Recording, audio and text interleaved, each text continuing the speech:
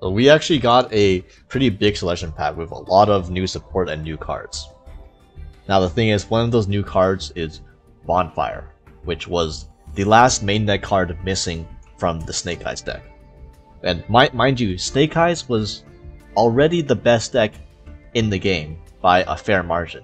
And you're giving the best deck in the game, you're just giving it its final piece of support. Like nice. This deck, when fully legal in TC and OCG, was a tier 0 deck. Okay, so do we expect it to be any different in Master Duel? I'm not sure, but I can only see the deck getting better from here when it was already clearly the best deck.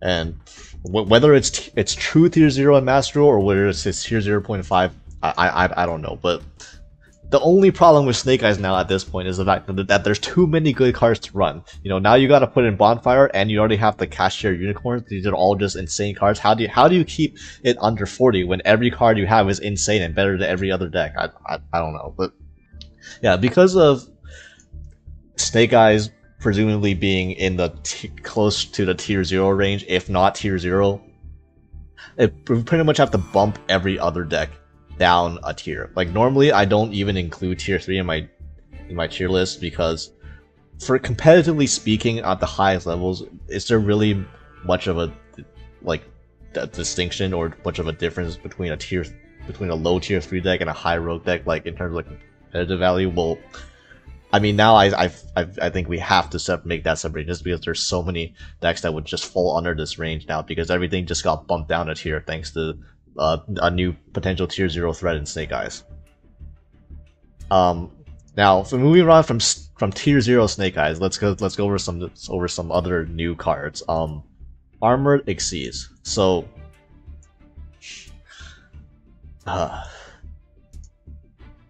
this deck has, I think, one top in the TCG during this tier 0 format, and that was with Sharks in YCS Sydney.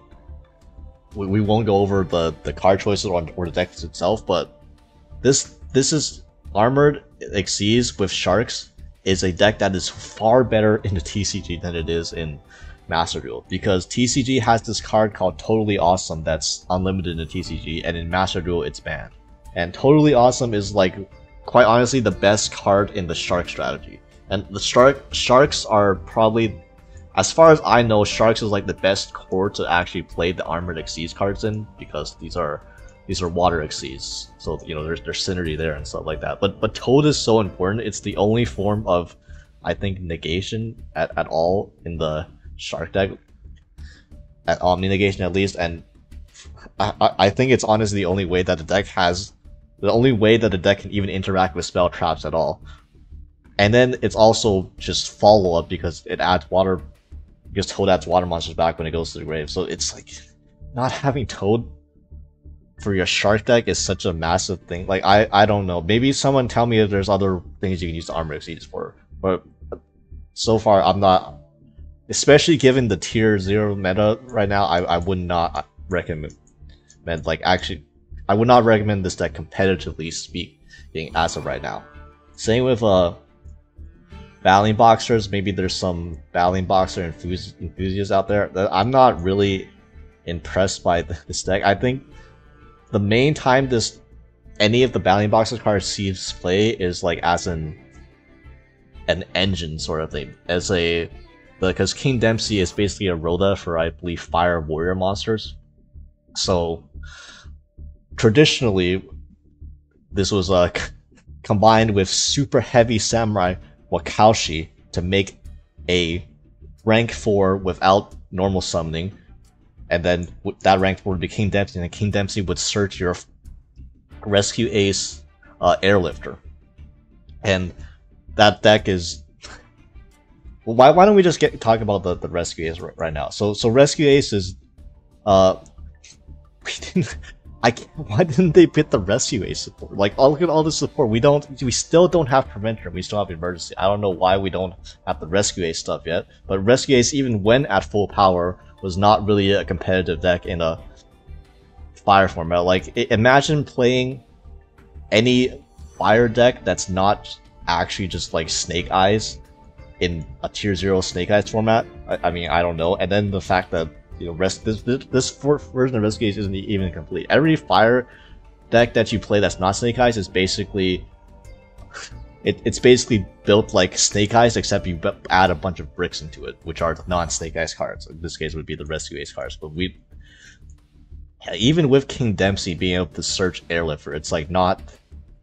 I don't think it's enough for Rescue Ace to be, even near, like be even among some of the best fire decks in the game right now. And also, I guess the other thing King Dempsey could add would be like Raisin, for example. Although, what are the chances that you can actually bake a rank 4 in Vanquish Souls without already having access to Raisin in the first place? So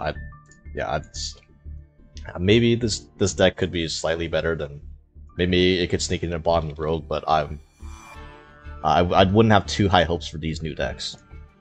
Now, a deck that's probably going to be a way better is Labyrinth. So Labyrinth got Arias, and you could make an argument based on the last Duelist Cup that Labyrinth was maybe the 3rd best deck in the game, behind Snake Eyes and potentially maybe Super Heavy Samurai. You could argue it around that range.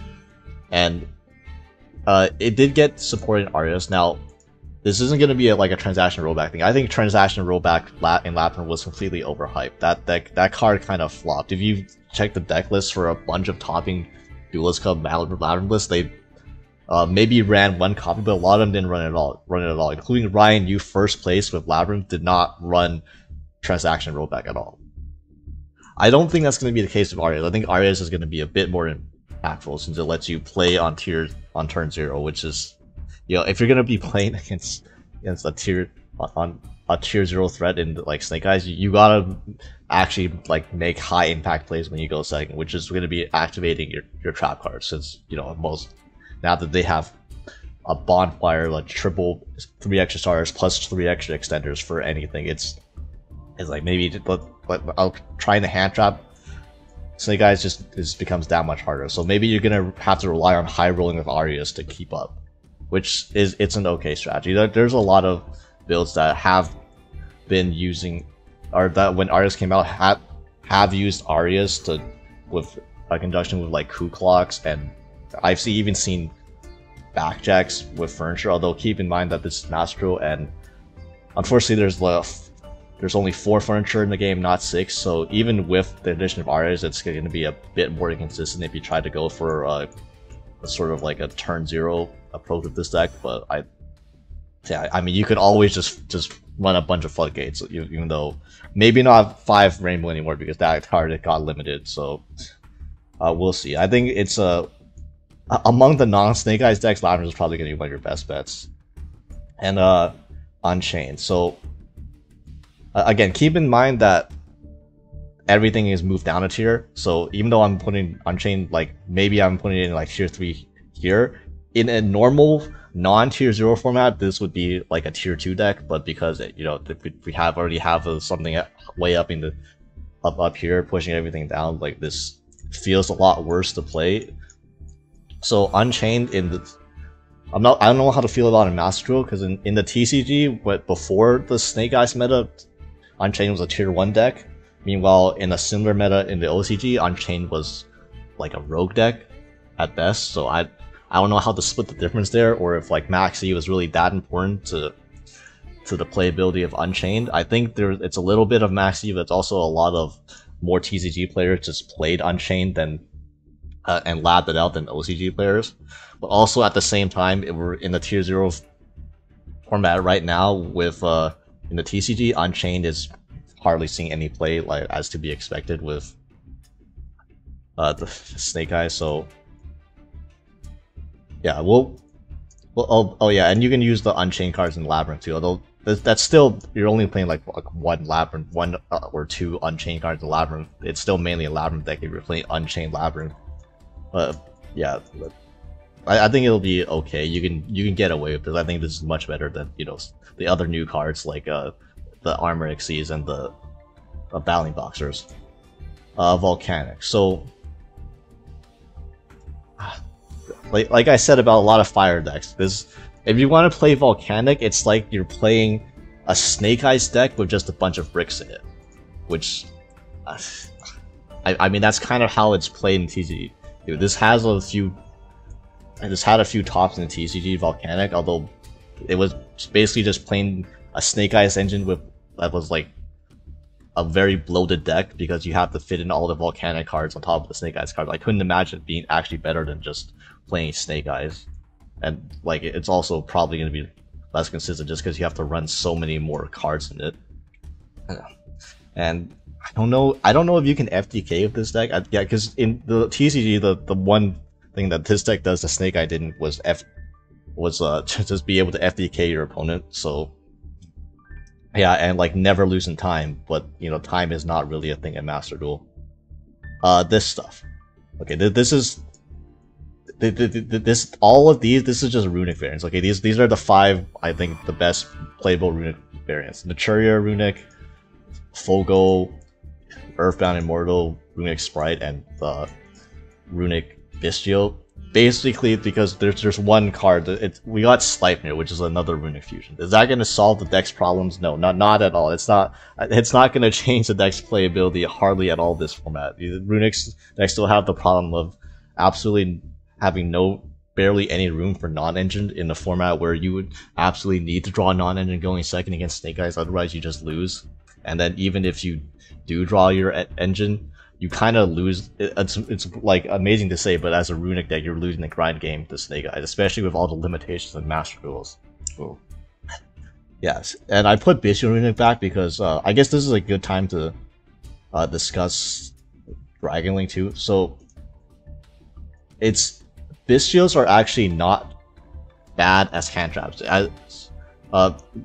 Preliminarily, everyone thought, me included, that Bestials would just be phased out of the format because we're in a fire format, and obviously, you know, that's not the correct attribute to be Bestialing. But in reality, there's a lot of good targets you can hit in the Snake Eyes deck with Runics, such as IP Masquerena. IP Masquerena was pretty much not going to be a card that comes into play versus you if you play Bestials, because that's always just going to be hit out of the graveyard with your Bestials. There's also if they go for Savage Dragon lines and Synchro lines, you can hit the link.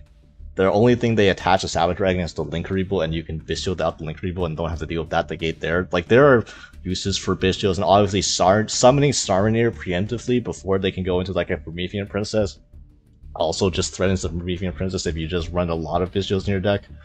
Which is why, like, because Bestials are better, that benefits a deck like Dragon Link, since Dragon Link is, if any deck's gonna be running Bestials in the format, it's gonna be Dragon Links, and when Bestials are good, Dragon Link becomes good, and Bestials are okay. So, you know, Dragon Link is okay, it's playable.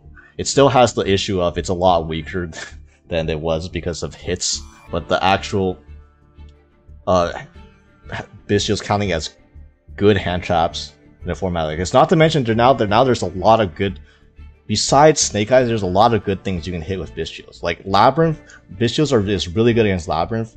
Unchained Bestials are insane against Unchained. There's still decks around, like we'll get to these down here, but as you can see, they're insane versus Math Mech. They're insane versus Branded Despia. They're insane versus Tier. These are all still somewhat playable, like lower tier decks. So Bestials just have a very good matchup spread. The only thing Bestials missed out on is like, you know, Super Heavy Samurai. That is a legitimate issue. So they're not perfect, but they're a lot better than we initially thought. And yeah, speaking of Super Heavy Samurai, so Super Heavy Samurai was the other best performing deck last Duelist Cup for, you know, for the reason that Snake Eyes was the deck that played like 15 to 18 plus hand traps and 1-card combos. Well, Super Heavy Samurai was basically that concept, but on crack. Instead of the 15, 18 hand traps, you're running 20 hand traps, and you're running just as many 1-card starters. Although this deck just got worse since the new pack because of the ban list that's coming into place, where you're losing another copy of your starters versus Snake Eyes, which is gaining 3 stars plus extenders. So it got worse relatively there. These do not belong in the same tier anymore. But yeah, Super Heavy Samurai is still annoying as hell, and if you don't run Droll, you're still gonna get sacked by it. Although there's gonna be, because it actually has, there's like an actual sort of an issue with the amount of starters that Super Heavy Samurai runs now. I believe they're with 2 Scarecrow and 2 Wagon, they're down to like 10 really good starters, which are like your ways to Soul Piercer. But if you don't get access to Soul Piercer, then your deck kind of doesn't do anything. And you know, with less starters, there's a higher chance that you just actually lose to a single hand trap, like ashing up, like, or like ash, or like imperming the Wagon. And then if you don't have access to the Soul Piercer, then you kind of just pass turn. You do have like 4 hand traps in hand if that's the case, but you know, it's not the, you know, this also with the this is, maybe I should mention it, but like with the rise of Ashira Unicorn completely like is so bad for Scarecrow, for Super Heavy Samurai, specifically because Super Heavy is a deck that just runs 20 hand traps, and if they stick a Unicorn on you and you try to hand trap them, you're gonna lose both your Scarecrows, because you're gonna lose one on your turn, and then when on their turn, and one on your turn when you start to play into the Unicorn, you're all monsters. You don't have a way to out the Unicorn without activating a monster effect, so you're just gonna lose both your Scarecrows that way, and that's like kind of just game over at that point if you're playing against Snake Eyes. So yeah, it's significantly worse now than Snake Eyes this format. Branded Despia. So Branded Despia kind of it underperformed last Duelist Cup. I will say it only got like half as much top 100 placements as these top 3 decks here in the Duelist Cup, and I guess for good reason, since it was a meta that was just not favorable to Branded. Branded doesn't like it when there's too many hand traps around, but also Branded has just one of the worst Super Heavy Samurai matchups in the game. Honestly, it's so lopsided. If you go second versus Super Heavy, the matchup is like 80-20 Super Heavy. It's so bad. Like, even in your best case scenario going second as Branded versus Super Heavy Samurai, you resolve Maxi. Okay, now they Bagooska you. Now you have to have a specific out to out the Bagooska that they made in their worst case scenario just to be able to play the game. And obviously, in any other case, they full combo, and when Super Heavy Samurai full combos, they probably win. So that was just, and because there were so many Super Heavies, that was probably a decent enough reason for why Branded fell off a little bit. And you know, Branded didn't get hurt by the bans or anything, but you know, it didn't get any better. It didn't like get new support like Labyrinth did, or you know, Snake Eyes. So I don't think you could see this as, you can argue it could be in the same tier as these two, but I think it is there's a gap between. I think it is worse than these 3 up here. And Kashtira. So Kashtira is weird. It got hit by the ban list again. Like, how many starters are you gonna hit off Kashtira, right? 1 Fenrir, 2 Unicorn, 2 Birth. Like, come on. How do you want games to be decided by like bricking or just be like actual gameplay? I don't know. The point is, Kashtira is still good.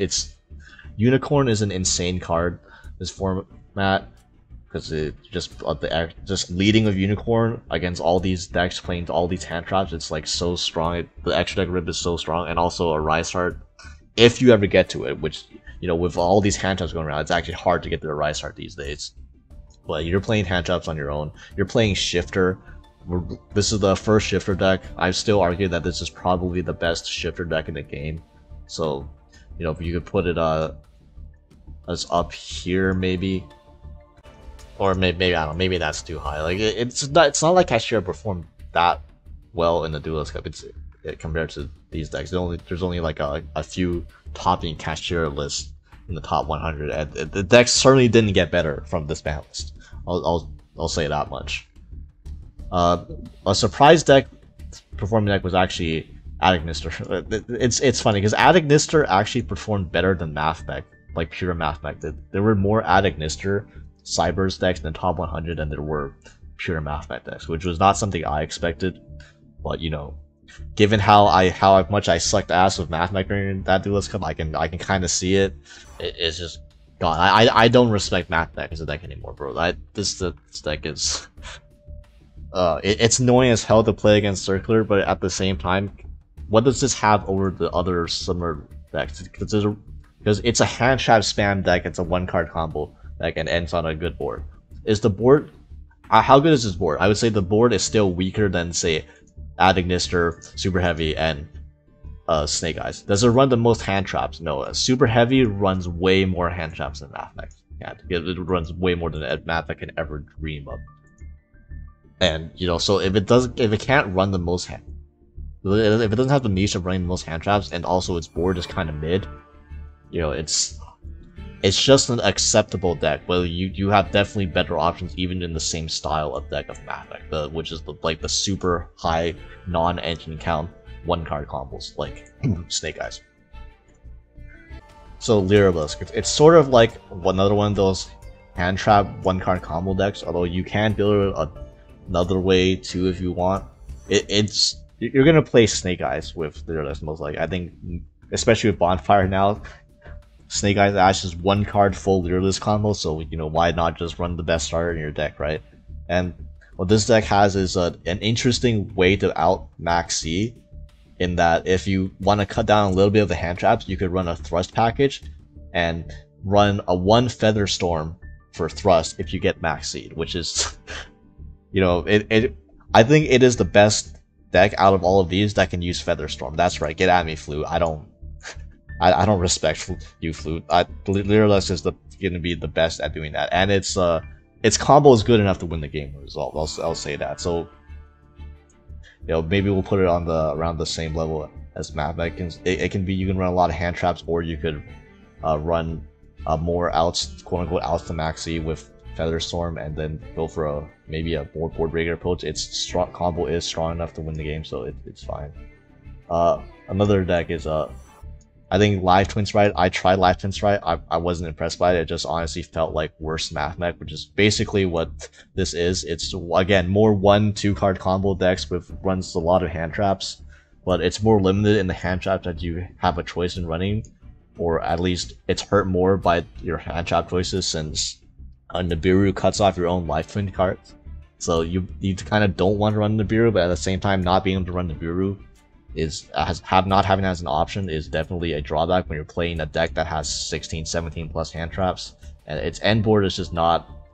I don't even think it's as strong as the Mathmech end board, so it's,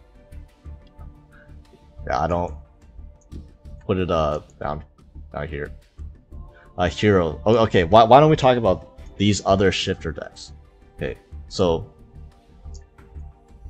Okay, we'll separate Vanquish Shield, because I think Vanquish Shield is actually good, but Exo Sister and Flu, these are like, this is in the category of just play Kashtira.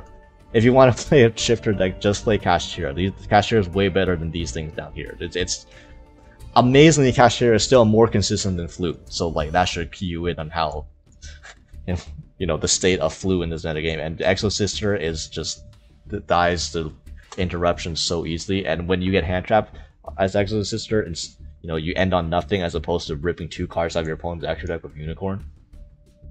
Well, yeah, and I guess we'll include Hero. A lot of people have asked me about Hero. I guess we'll include Hero in the section right here of just play Kashtira, except for a different reason.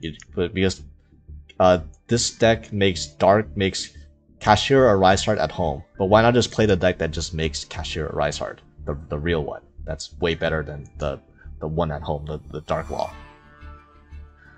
TGs. I mean, Calamity Lock still exists. This deck can run a lot of non-engine. It has 1-2 card combos. It's just the standard like average what a modern Yu-Gi-Oh deck looks like. So I don't see it like it's fine. It's not, to be honest, it's not too interesting for me, but it does run the Diabellstar and the Snake Eyes engine, both of them. So just like Snake Eyes, although it's, you know, it's not as good. The TG engine is not as good as the complementary engine as the Snake Eyes engine is, but you know what, it's fine.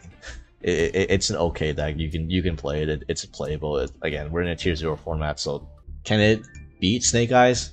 Maybe occasionally if you draw a good enough hand, it can sometimes, which is probably more often than I could say for the, you know, the decks below, like the ones Rogue and below Rogue.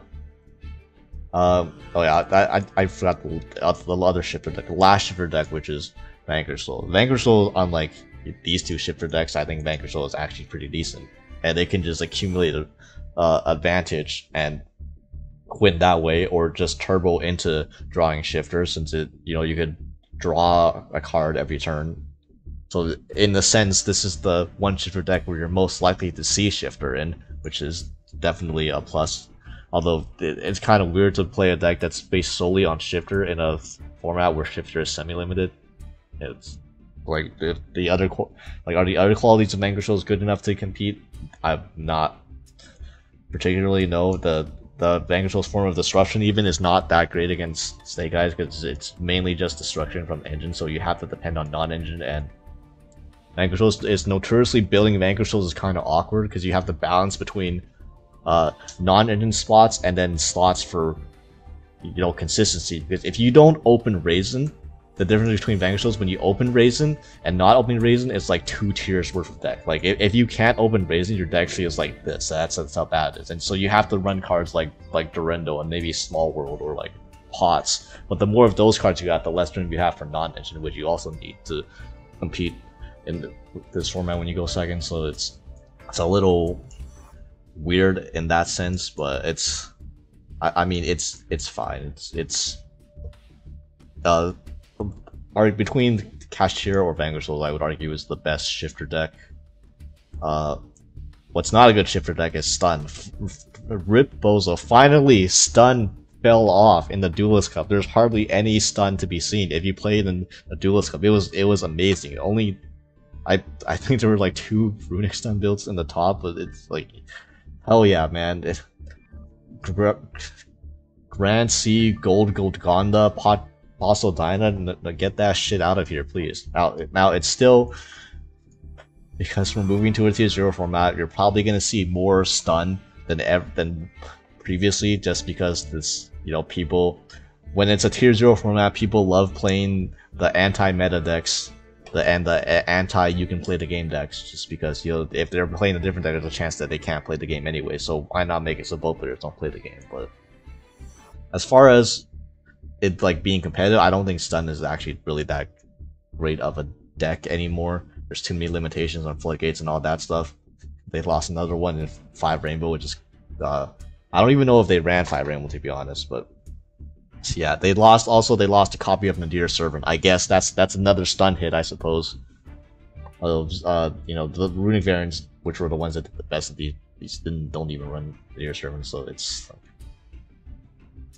is what it is. Infernoble Knight.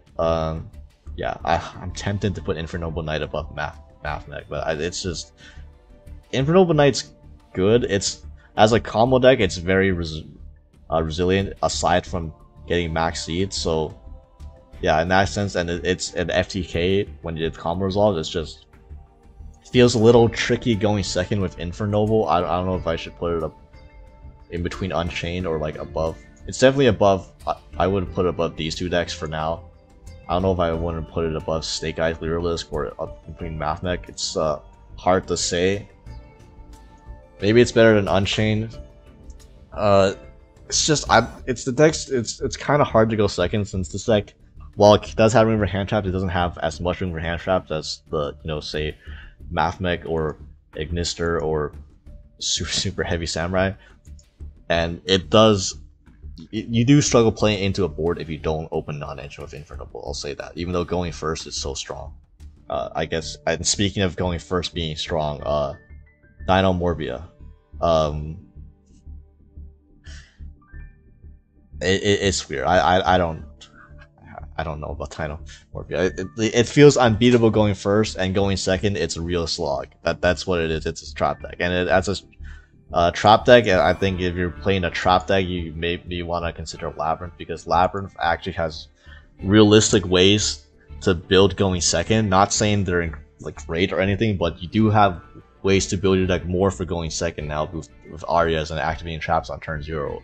Whereas Dinomorphia, there's not very much you can do to help going second, aside from, I guess you can count Dinomorphia intact as like another copy of Solemn Warning, so you have more copies of Solemn Warning to go second. Well, that's I suppose it's okay, but then you're also losing the grind game because your opponent gets 2 turns. It's like it's okay. It's okay. I'll say that. Tearlament's strongest. So there's the one meta trend that's absolutely devastating for Tearlaments is the rise of Cashier Unicorn. Cashier Unicorn solos Tearlaments. It's really unfortunate because this deck is mostly, it's not any worse than all the other tier 3 decks here. In fact, it got a few tops in the top 100. Like it's a decent deck. It's just the thing is when your opponent goes first and they summon Unicorn, it just feels so bad. It's just like, oh well, now I guess I can't hand trap you, otherwise I'm gonna lose my only win con in my extra deck. But also if it passes to your turn and you're going second and your opponent literally just has Unicorn on board, I mean what are you supposed to do? Go into the, or like what are you supposed to do into that, right? There's most of your plays involve activating a monster effect to go into Kid Callus, but by the time you try to go to Kid Callus, the Unicorn would have banished the Kid Callus already. So you need specific outs to out the most simplest of splashable cards, and that's not even including the rest of their end board. So it's like the Unicorn is as threatening the tier as the rest of the end board is, and tier is also a deck that just doesn't have as much non-engine as the other decks, so it's yeah. Yeah, the fact that they only hit Unicorn to 2 and not 1 means that it doesn't even dissuade people from running it. So you're still, unless people just start cutting Unicorn just because for space issues because Bonfire came out, and like I said, there's too many good cards to run in Snake Eyes. Yeah, what a problem to have. Unless the Unicorn usage really dies down, I can't see this being much higher than this. Tri Brigade. So like Tri Brigade, Spice, Gregos, Tri Brigade, it's a hand trap spam deck. That's 1 to 2 card combos kind of it. I think Live Twin Sprite is a bit of a cleaner build than Tri Brigade Sprite since it runs Live Twin runs less bricks and has more room for hand traps, whereas it's just like, you know, Nimble Beaver is at 1, so unfortunate right there. Pearly. Where Baby Noir? I know Pretty Memory came back, but without Baby Noir, that doesn't really matter. It doesn't really change the playability of this deck unless you're fucking pack. But yeah, I guess there's Snake Eyes Pearly, which is technically around Snake Eyes Ghost Trick Pearly. If you're playing that, please seek help.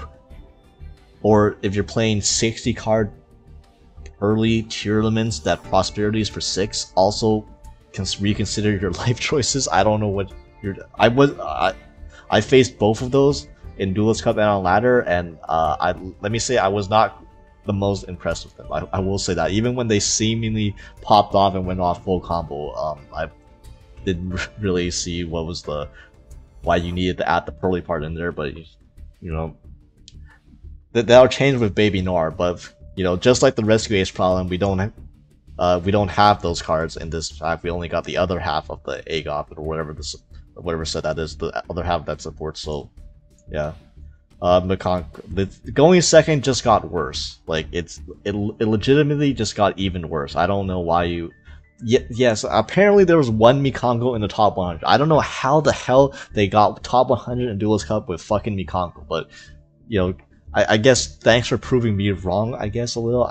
I still wouldn't advise this or like any other blind second deck this format. Like you really want to go blind second against these top decks right here? No, thank you. Oh yeah, Mannadium. That's yeah. Maybe I overrated Mannadium. Mannadium got absolutely no results in the Duelist Cup. I don't. Guess nobody wants to play it. Nobody wants to spend that many URs for a worse super heavy samurai. I understand. I suppose.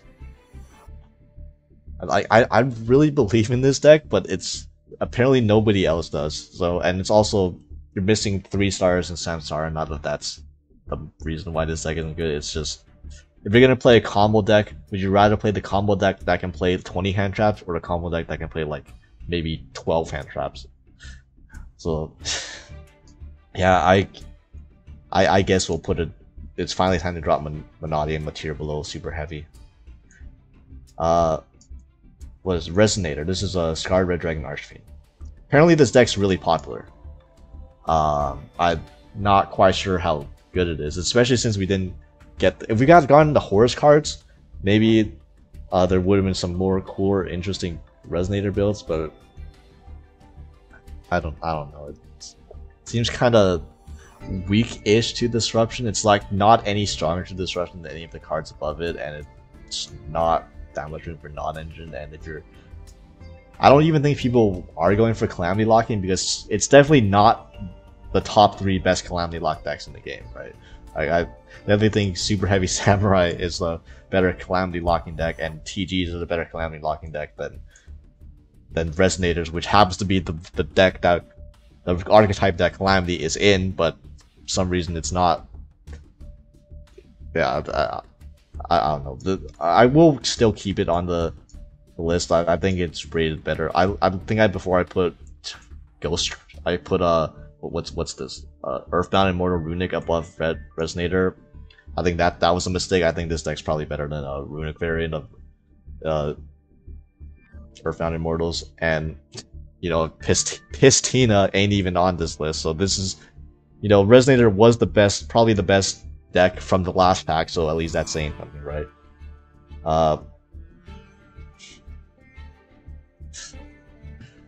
It's Sword Soul, bro. It's Sword Soul. That's nothing more to say. It's Sword Soul. Literally been in the same spot in Rogue. It's been for like almost a year worth of formats right now, and I guess this is what it's supposed. What the meta might shape up to be. Something might look like. It might. I don't think the top change. I think the top end is pretty set in stone for the most part. Maybe you could have a 1 or at most 2 decks move up into a closer tier with these 3 tier 2 decks, or maybe a couple of Rogue decks might sneak up to tier 3 or so on. But I don't think any deck is realistically challenging Snake Eyes as the best deck of this format now, and I don't think anything will present itself to be in the same tier as Snake Eyes. Likewise, I don't, you know, maybe if some Battling Boxer or Armor Exceeds and Fanatics can prove me wrong too, since these cards don't seem that impressive to me. And if there's any other decks that I didn't put here that you're wondering where they are, you know, feel free to leave a comment about them. Just keep in mind, I probably have thought about them, and I just didn't include them because they were probably somewhere down in Rogue anyways, like below these Runic variants. Oh, yeah, God help us all.